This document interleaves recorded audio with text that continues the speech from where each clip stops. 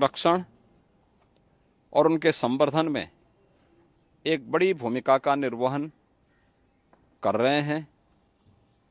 ये मुझे बताते हुए प्रसन्नता है, केवल पूजन ही नहीं बल्कि उसके अनुरूप कार्य योजना भी तैयार की जा रही है। प्रदेश में 16 लाख गोवंश ऐसा है जिसे हम प्रदेश सरकार के द्वारा अनुदानित कर रहे हैं या जिसकी सहायतार्थ आज राज्य सरकार खड़ी है।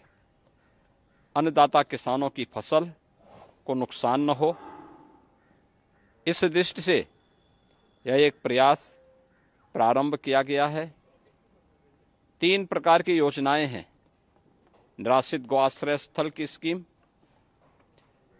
जिसमें हर गोवंश के लिए सरकार के स्तर पर हम लोग प्रति माह 1500 रुपये उपलब्ध करवाते हैं। ऐसे ही सहभागिता स्कीम है, जिसमें किसी भी अन्नदाता किसान के द्वारा अगर गोवंश के संरक्षण और संवर्धन के अपने इस कार्यक्रम के साथ जुड़ता है तो 4 गोवंश उसे प्रदान किया जाता है निराश्रित गौ आश्रय स्थल से, और वह उनकी देखभाल करता है। हर महीने उसको प्रति गोवंश का 1500 रुपये हम देते हैं। यानी अगर वह 4 गोवंश का देखभाल कर रहा है तो आसानी से वह परिवार 6000 रुपये सरकार से मासिक प्राप्त कर सकता है। ऐसे ही तीसरी स्कीम है कुपोषित परिवारों के लिए। जो कुपोषित माताएं हैं, बच्चे हैं, जिन परिवारों में उन्हें हम एक निराश्रित गौ आश्रय स्थल से ब्याई हुई गाय देते हैं, वे गौ सेवा भी करें, गाय का दूध भी लें और उन्हें 1500 रुपये महीना इस स्कीम के अंतर्गत देते हैं।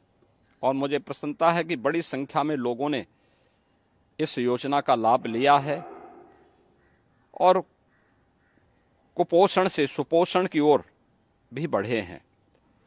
अन्नदाता किसान समृद्धि की ओर बढ़ा है।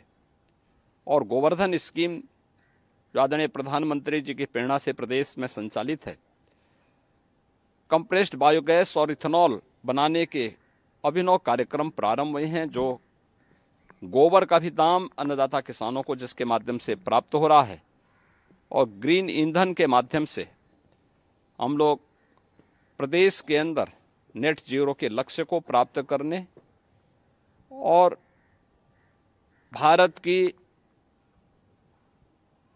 धन को बचाने का काम, जो पेट्रोल डीजल में खर्च होता है उसमें बचाने का काम भी हम उसके माध्यम से कर रहे हैं। मैं एक बार फिर से गोवर्धन पूजा के अवसर पर पूरे प्रदेश वासियों को, सभी अन्नदाता किसानों को, पशुपालकों को हृदय से बधाई और अपनी शुभकामनाएं देता हूं।